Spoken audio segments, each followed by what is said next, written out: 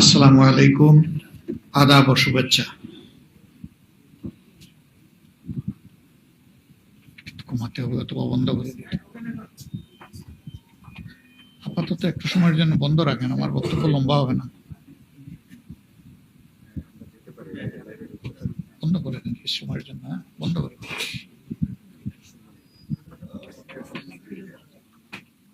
আজকের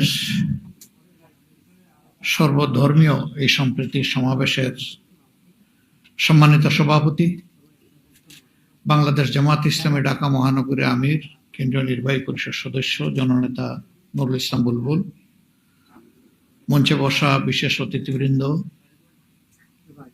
সকল ধর্মের সম্মানিত নেতৃবৃন্দ এবং আজকের সমাবেশে উপস্থিত সকল ধর্মাবলম্বী ভাই ও বোনেরা, আমি আসলে আজকে শুনতে এসেছিলাম মন ভরে। আমি চেয়েছিলাম সকলে মন খুলে কথা বলুক এবং নতুন করে একটু খোঁজার চেষ্টা করি যে আমাদের দুর্বলতা কোন কোন জায়গায় আছে, সেই জায়গাগুলো চিহ্নিত করি, আগামীর জন্য এখান থেকে করণীয় নির্ধারণ করি। আমি আশ্বস্ত হয়েছি এবং মনে হয়েছে যতটুকু সময় বিভিন্ন গুরুত্বপূর্ণ ব্যক্তিরা কথা বলেছেন তারা মন খুলে কথা বলেছে, এটা আমার বিশ্বাস হয়েছে। আমি তাদেরকে অভিনন্দন এবং ধন্যবাদ জানাই। তারা কোনো রেখে ডেকে কথা বলেননি। রেখে ডেকে কথা বলার মধ্যে কোনো কল্যাণ নাই। মনের ভিতরে যা আছে মুখে তা প্রকাশ করে দিতে হবে। আমরা অনেক সময় সত্যকে সত্য হিসাবে তুলে ধরতে পারি না, আবার মিথ্যার বিরুদ্ধে প্রতিরোধ গড়ে তুলতে পারি না। তাতে সমাজই কিন্তু ক্ষতিগ্রস্ত হয় এবং সেই ক্ষতির অংশীদার আমিও হই। সাহস করে যদি আমরা সত্যকে সত্য বলি, সাদাকে সাদা বলি, কালোকে কালো বলি, তাহলে এই সংস্কৃতির অবসান হবে। এখানে একটা চাপা কথা দেখেন, বলতে গিয়েও বলি না, একটা জিনিস রয়ে গেল এরকম যে কারা এগুলা করে আমরা সবাই জানি। আমি অনুরোধ করবো কারা করে তাদের নাম বলে দেন, আমি হইলে আমার নামও বলে দেবেন। এটা যতদিন পর্যন্ত বলতে না পারবো ওই কারাগুলা লুকোচুরি করবে আর আমাদের ক্ষতি করতে থাকবে। এদের ক্ষতির এই সংস্কৃতির হাত থেকে আল্লাহ আমাদেরকে বের করে আনুন, উদ্ধার করুন, দোয়া করে।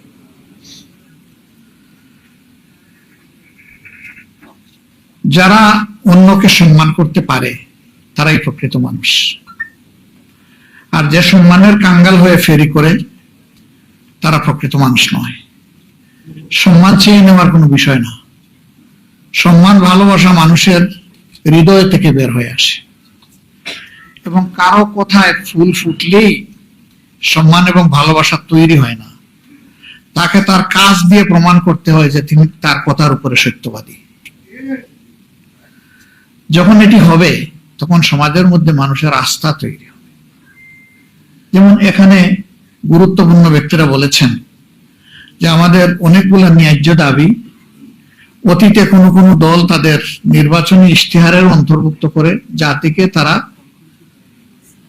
অঙ্গীকার করেছিলেন যে আমরা এবার ক্ষমতায় গেলে এগুলা বাস্তবায়ন করব। তো তারা বাস্তবায়ন করেননি। পরের বার আবার একই দাবি তারা সম্পৃক্ত করে বলেছেন আমরা বাস্তবায়ন করব। আসলে তারা খুব ভালো মানুষ, তারা এক কথার মানুষ, তারা তাদের কথা থেকে নড়েন না। এই করব কথাটা তারা বাদ দিতে চান না, করেছি এটা বলতে চান না। একজন বয়স্ক লোককে তার বন্ধু জিজ্ঞেস করেছিলেন, বন্ধু তোমার এখন বয়স কত? তো উনি বলেছিলেন এই ধরো 60 হবে। তোমার বয়স এখন 60? তুমি সেই 10 বছর আগে বললা 60, 20 বছর আগেও বললা 60, এখনো বলতেছো 60, এগুলা কি বলো তুমি? কই ভাই আমি এক কথার মানুষ, কথা বদলাই না। এরা ওই রকমই এক কথার মানুষ হয়তো ছিলেন, ভদ্রলোকেরা এই জন্য কথা বদলান নাই।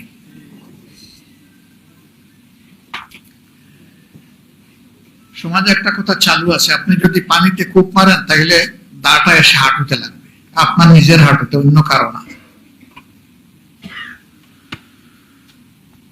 অবচেতন মনে কিছু মানুষ মাঝে মাঝে কিছু কাজ করে ফেলে। ওরকম আরো 2 বন্ধু বৃদ্ধ এক রিক্সায় যাচ্ছেন, তো যার বয়স তুলনামূলক ভাবে কম, তিনি বলতেছেন, তোমার তো ভাই বয়স আমার চেয়ে বেশি, কিন্তু আমি আজকে দেখি যে অনেক সময় চেত বল পাই না। কেমনে? এই যে রিক্সায় বসেছি, আমার হাতে, আমি তো উরুতে কোনো হাত নড়াচড়া করে উরুতে কোনো চেত পাই না।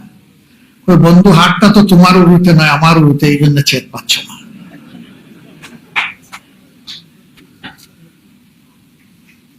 এরকম অবচেতন মনে অনেকেই নিজেকে হারিয়ে ফেলেন। কিন্তু সমাজের দুইটা শ্রেণীকে হারিয়ে গেলে হবে না। একটা শ্রেণী হচ্ছে যারা রাজনীতি করেন, আর একটা শ্রেণী যে ক্যামেরা নিয়ে হাজির আছে।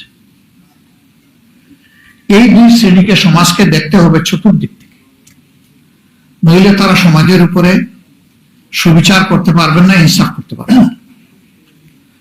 তারা যদি একদিক থেকে দেখেন, তিন দিক তাদের দৃশ্যের বাইরে থেকে যাবে। রাজনীতিবিদরা চারদিক থেকে দেখার দাবি করেন, কিন্তু অনেকেই চারদিক থেকে দেখেন না। তারা একদিক দেখেন, সেই দিকটা হচ্ছে নিজের দিক। আর অন্যের দিকটাও যদি দেখতেন, তবুও কিছু দেখতে পারতেন। এই রাজনীতি নিয়ে দুনিয়া থেকে আমরা যাব না। রাজনীতি দুনিয়ার সারফেসে উপরিভাগের থেকে যাবে, কিন্তু কথা থেকে যাবে।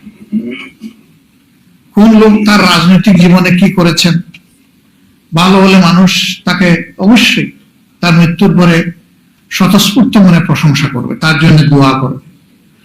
আর মন্দ হলে বলবে যে এক যন্ত্রণা থেকে আল্লাহ আমাদেরকে মুক্তি দিয়েছে। এটা মানুষের ন্যাচারাল মানসিকতা।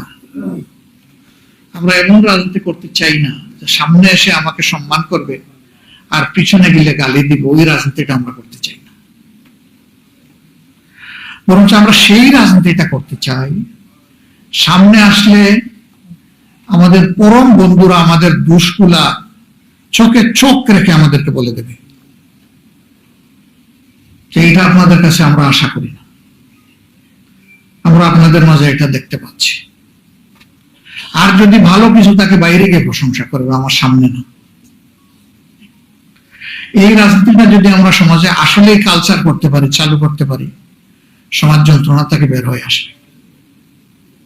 এখন আমরা অনেককেই সামনাসামনি প্রশংসা করি, কিন্তু আসলে অন্তর থেকে তাকে ভালোবাসি না।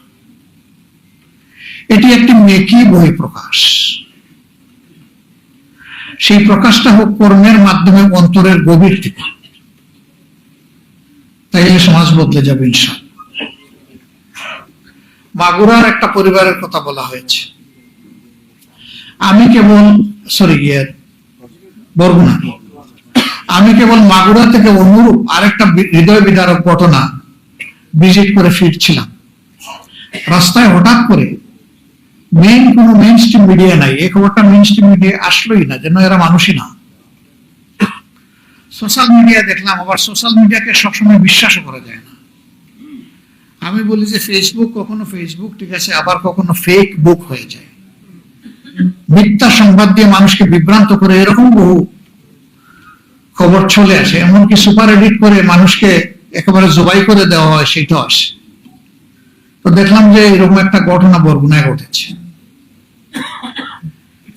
৫ম শ্রেণীর একজন ছাত্রী, তার উপরে অত্যাচার করা হয়েছে। বাবা তার প্রতিকার চেয়ে আদালতে মামলা করেছে, থানায় মামলা করেছে। ঘটনাটা একই গ্রামের ভিতরে।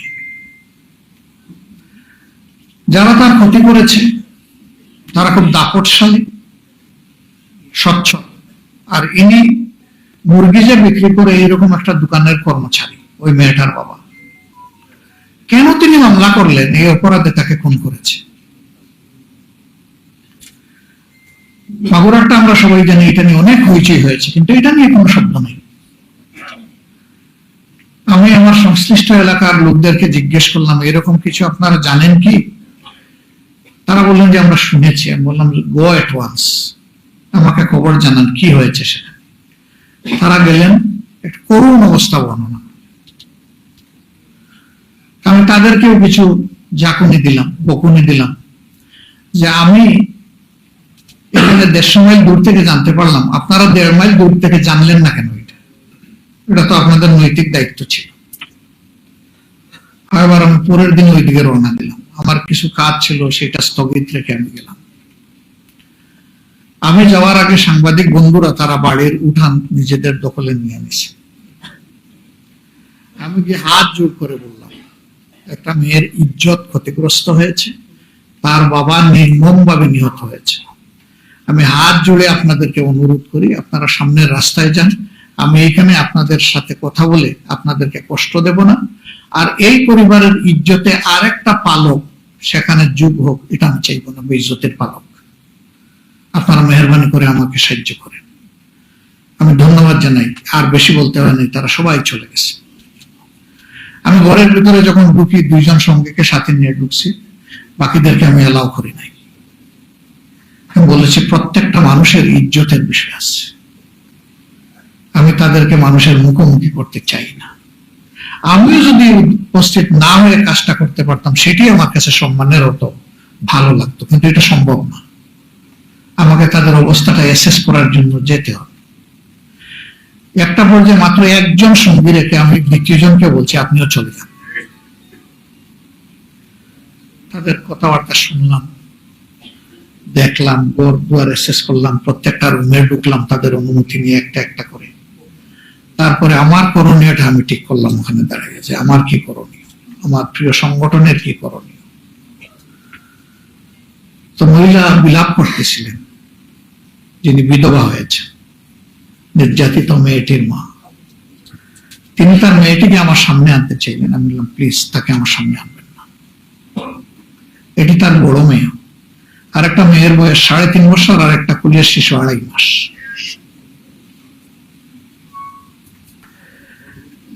যিনি মারা গেছেন তার বৃদ্ধ মা আছে,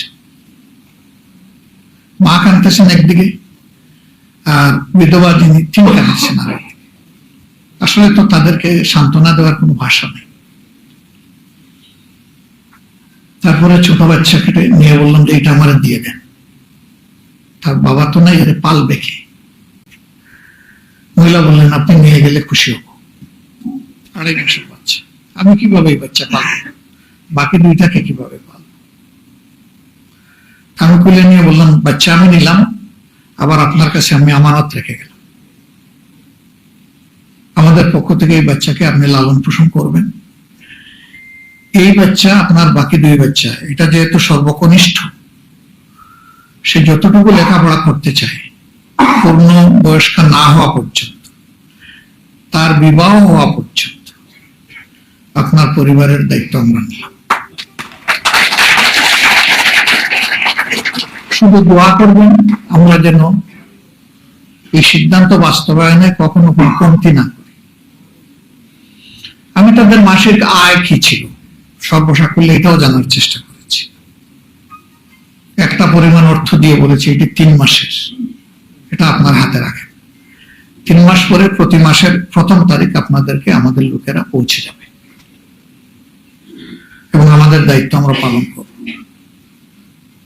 এরকম কয়টা পরিবারের দায়িত্ব আমরা নিতে পারবো, আর কয়টা পরিবারের খোঁজখবর আমরা জানি? আমরা তো ওই সংস্কৃতির বিকাশ নয়, বিনাশ চাই।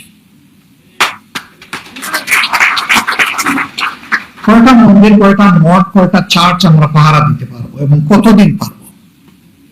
আমরা এই সংস্কৃতিটা মাটির নিচে চলে যাক সেটা চাই।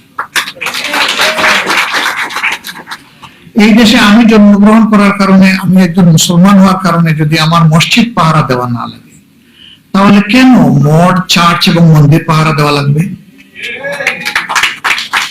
আমরা এই সংস্কৃতি দেখতেই চাই। হ্যাঁ, আমরা সরকারে নই, কিন্তু আমরা তো একটা দায়িত্বশীল সংগঠন। সরকারে না গিয়ে আমাদের পক্ষে যতটুকু সম্ভব তার সর্বোচ্চটা আমরা করতে প্রতিশ্রুতিবদ্ধ। আর যদি জনগণের ভালোবাসা, সমর্থনে, আস্থায় কোনোদিন এই সংগঠন যায়, তাহলে এটি হবে আমাদের রাষ্ট্রীয় পবিত্র দায়িত্ব।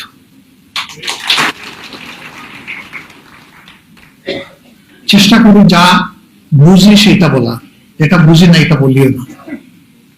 আর যা বলি চেষ্টা করি এটা করার, যা পারবো না এটা বলতে চাই না। এখানে সঙ্গত অনেকগুলো দাবি সন্তোষ দা বলেছেন, আর অনেকেই বলেছেন, আমি তাদেরকে রেসপেক্ট করি। কিন্তু এখানে দাঁড়িয়ে আমি সব দাবি না দেখে, না বুঝে, না স্টাডি করে আজকে যদি বলি যে সবগুলাতে হ্যাঁ, তাহলে আমার মিথ্যাবাদী হওয়ার আশঙ্কা আছে। এগুলো পরখ করে দেখে দেশ রাষ্ট্র আপনাদের সকলের, আমাদের সকলের বিষয়গুলো সামনে রেখে যেগুলো সঙ্গত এগুলা বলি আর না বলি, যখনই সুযোগ পাবো, কি সরকারি আর কি বিরোধী দল, এটা আমার কাছে ইম্যাটেরিয়াল। যেখানে আমাদের সামর্থ্য থাকবে সেখানে আমাদের চেষ্টা করা কর্তব্য আমরা করব। তবে সরকারে গেলে তখন প্রশাসনিক ব্যবস্থার মাধ্যমে এটা নিশ্চিত করার সুযোগ হয়, আর না গেলে এটা কল্যাণধর্মী কিছু কাজের মধ্যে সীমাবদ্ধ থাকে, কিছু প্রতিবাদ, কিছু বিরোধিতার মধ্যে সীমাবদ্ধ থাকে। কিন্তু নির্মূলের কাজটা, অসৎ কর্ম অপকর্ম নির্মূলের কাজটা সরকার ছাড়া চাইলেও সমাজের নির্দিষ্ট কোনো অংশ করতে পারবে না, এটা ইম্পসিবল। আজকে আপনাদের কাছে আমরা ভোট চাইতে আসিনি, ভোট আপনার বিবেকের প্রতিধ্বনি। আপনি কারে দিবেন না দিবেন বিবেক আপনাকে গাইড করবে। কিন্তু আমরা একটা সুস্থ সমাজের জন্য, একটা হেলদি সোসাইটির জন্য, একটা জাস্ট সোসাইটি যেটা সামাজিক সুবিচারের উপরে প্রতিষ্ঠিত হবে, এরকম একটা সোসাইটির জন্য আমরা সবাই মিলেমিশে কাজ করতে চাই। এই জায়গাটায় আপনাদের সহযোগিতা আমাদের বড়ই প্রয়োজন। অনেকে বলেছেন আমরা কারো করুণা নিতে চাই না, আমি বলি নিতে চাই, শুধু একজনের যিনি স্রষ্টা, আর কারো না। স্রষ্টা ছাড়া কারো করুণার পাত্র হতে চাই না। আমি যদি না চাই তাহলে আমি কেন চাইবো যে আরেকজন চাও? এটা তো অন্যায়। আপনাদের কথা আপনারা সংসদে গিয়ে বলবেন, এটাই যথার্থ। পেটে ব্যথা, হার্টে ব্যথা, ঘাড়ে ব্যথা, আপনি আমাকে বললেও কি আমি সেই ব্যথা অনুভব করতে পারবো? আপনার ব্যথাটা যখন অনুভব করে আপনি কথা বলবেন, সেটা হবে মোস্ট অ্যাপ্রোপ্রিয়েট। আমরা বিশ্বাস করি এটি একটা ফুলের বাগান, আমাদের প্রিয় বাংলাদেশ। যদি এক জাতের ফুল কোন জায়গায় লাগানো হয়, মানুষ বলে যে ফুল চাষ করেছে। আর যদি বিভিন্ন জাতের ফুল থাকে, মানুষ বলে বাগান গড়ে তুলেছে। আমরা সেই চাষে নয়, বাগানে বিশ্বাসী।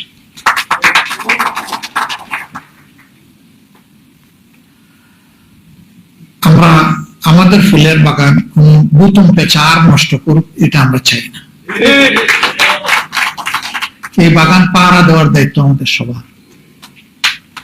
আমি জামাতে ইসলামের পক্ষ থেকে আশ্বাস নয়, আহ্বান জানাচ্ছি, আসুন আগামীতে যদি পছন্দ করেন তাহলে জামাতে ইসলামের ব্যানারে আপনারা নির্বাচনের জন্য তৈরি হন। জামাতে ইসলামের ক্যান্ডিডেট হিসাবে আমরা আপনাকে আপনার সাথে হয়ে জনগণের কাছে নিয়ে যাব। আপনাদের কথা আপনারা বলবেন, গলা ঝেড়ে খুলে মুক্ত মনে বলবেন। শেষ করি, একটু শেষ করি।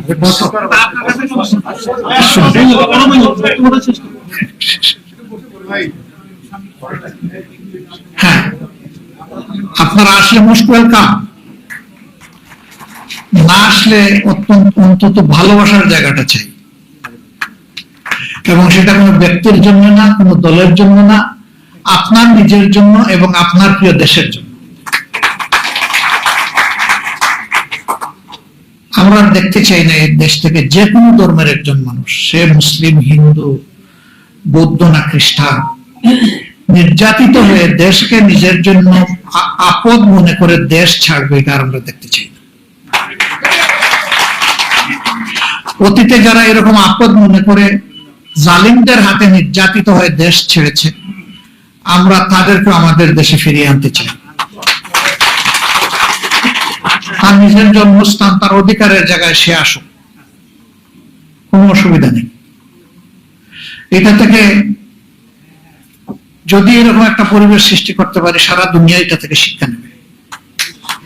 আমরা কি সারা দুনিয়ার শিক্ষা সারা জীবন শুধু অনুসরণ করব? আমরা কোনো উদাহরণ সৃষ্টি করতে পারি না? সে উদাহরণটা হোক মানবতার উদাহরণ। যদি আমি চিকিৎসক হওয়ার কারণে কেউ আমাকে সংখ্যালঘু না বলে, তাইলে আপনি হিন্দু হওয়ার কারণে আপনাকে সংখ্যালঘু বলবে কেন?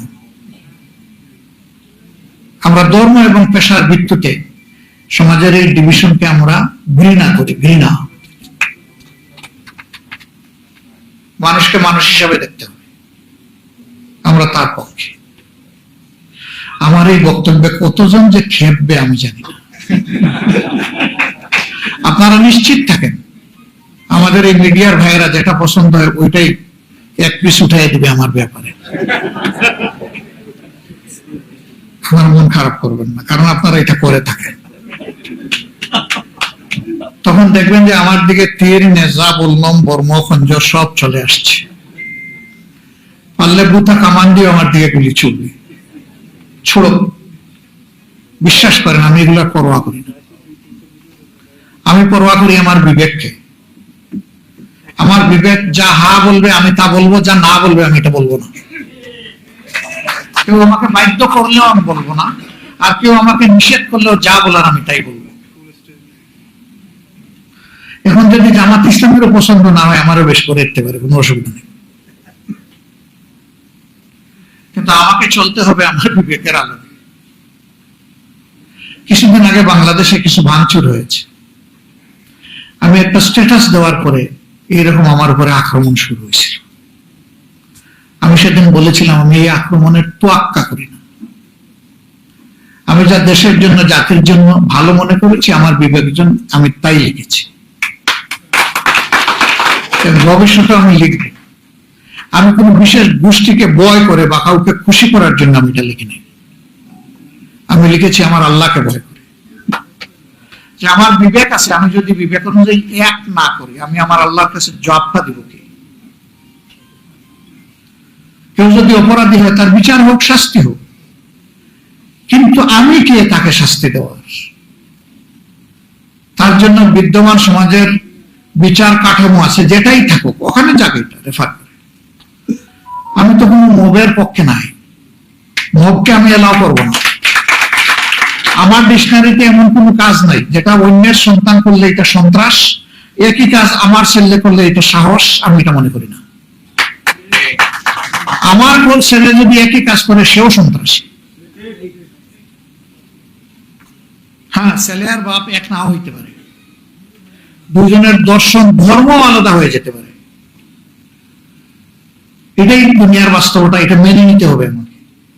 কিন্তু আমি একই বিষয়কে দুইভাবে দেখব, এটার নাম সুবিচার নয়। বাংলাদেশ জামাত ইসলাম সেই মানবিক সমাজের জন্য লড়াই করছে। যদি আমাদের কাজের সাথে কথার মিল দেখেন, আমরা আপনাদের সহযোগিতা চাই। কিন্তু কাজের সাথে যদি কথার মিল না দেখেন, আপনারা আমাদের কাছেও আসবেন, আমাদের কাছেও আপনারা আসবেন না যদি বড় মিল দেখেন। বরঞ্চ আসার আগে আমাদেরকে আঙ্গুল দিয়ে ইন্ডেক্স ফিঙ্গার পয়েন্ট করে বলবেন আপনি বলেছিলেন এই করছেন। এই সহযোগিতা আপনাদের কাছ থেকে আমরা চাই। পারবেন না? আমরা যদি ভুল করে চোখে চোখ রেখে বলবেন না, আমাদেরকে বলে দিবেন। অন্য কেউ এলাও করুক না করুক, আমরা এলাও না, আমরা ওয়েলকাম করে গেলাম। আমরা অভিনন্দন জানাবো। আমরা বিশ্বাস করি সে আমার বন্ধু নয় যে আমার ভুল আড়াল করে আমার সামনে আর গিয়ে বলে অন্যের কাছে, বরঞ্চ সেই আমার প্রকৃত বন্ধু যে আমার ভুলটা আমাকে ধরে দিয়ে সাহায্য করে। আমরা আপনাদের কাছ থেকে সেই বন্ধুত্ব, সেই ভালোবাসাটা চাই। আপনারা আমাদেরকে সাহায্য করবেন। আসুন আবারও আমাদের স্লোগান হোক, দেশ আমাদের প্রিয় দেশ, জাতি নয়, ধর্ম নয়, বর্ণ নয়, গোষ্ঠী নয়, গোত্র নয়, সবাই মিলে আমরা বাংলাদেশি, এবং সবাই মিলেই সবগুলো হাতকে একত্রিত করে আমরা বাংলাদেশকে গড়ব। এখানে পলিটক্রেসি নয়, এখানে মেরিটক্রেসি ফাংশন যেন পড়ে। এই স্লোগান অনেকেই অতীতে দিয়েছেন, কিন্তু মেধাবীদের সংকুলান করে দেব, দিয়েছেন নিজের দলের মেধাবীদেরকে, বাকিরা আর কেউ মেধাবী না। এখানে দল ধর্মের ঊর্ধ্বে উঠে মেধাও যেন ইনসাফের ভিত্তিতে নির্ধারিত হয়, যেটা অনেকে আফসোস করে গেছেন। কোনো আমলেই ডিসক্রিমিনেশন হোক, এটা আমরা চাই না। আমরা চাই যে ডিসপ্যারিটির এগেইনস্টে প্যারিটিটা এস্টাবলিশ হোক আমাদের সমাজে। আপনারা কষ্ট করে এসেছেন, মন ভরে কথা বলেছেন, দীর্ঘক্ষণ বসে কথাও শুনেছেন। আমি আয়োজকদের পক্ষ থেকে, আমাদের প্রিয় সংগঠনের পক্ষ থেকে আপনাদেরকে অভিনন্দন জানাই, কৃতজ্ঞতা জানাই।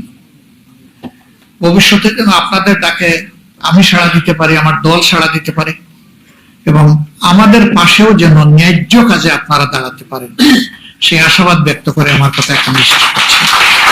আল্লাহ হাফিজ। বাংলাদেশ জিন্দাবাদ।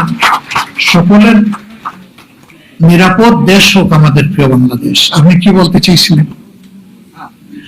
আপনি তো কোনো সাংবাদিক না, এই জন্য আপনাকে এলাও করলাম। সাংবাদিক ভাইদের জন্য আজকে কোনো প্রশ্ন উত্তর নাই। জি, আপনি বলুন। জেলা পূজা পরিষদের সদস্য ছিলেন, আপনার কথা আজকের এই সভা শুনে আমি এত দূর থেকে এসেছি। তো আমার যে আবেদন, স্যার, আমাদের নেতৃবৃন্দ প্রায় সব পয়েন্ট বলে ফেলেছে, কিন্তু একটা বিষয়, এই যে বৈষম্যহীন যে আন্দোলন, সেটা পরে সবচাইতে বেশি বৈষম্যের শিকার কিন্তু আমরা হয়েছি। তো এই কথাটা আসে। হ্যাঁ, আমার একটা আবেদন, যদি রাষ্ট্রীয়ভাবে আমাদের এই বৈষম্য দূর করতে হয়, তাহলে যে একটা পয়েন্ট আমার যেটা বক্তব্য আপনার কাছে আবেদন, আপনার নির্বাচন ইশতেহারি আপনি দেবেন যে আমাদের সংখ্যানুপাতে আমাদের চাকরি কোটা যাতে রাষ্ট্রীয়ভাবে সংরক্ষণ করা হয়। কারণ আমাদের তো ষড়রিপু আছে, আমরা আপনি সবাইকে তো আমরা ডাক্তার শফিক স্যার হিসেবে পাবো না। এখন আপনাকে আমি একটু থামাই, শুনেন, একটু থামাই আপনাকে। এখন যদি আপনাদের সংখ্যার চাইতে মেধা বেশি হয়, তারা কি বাদ যাবে? Thank you.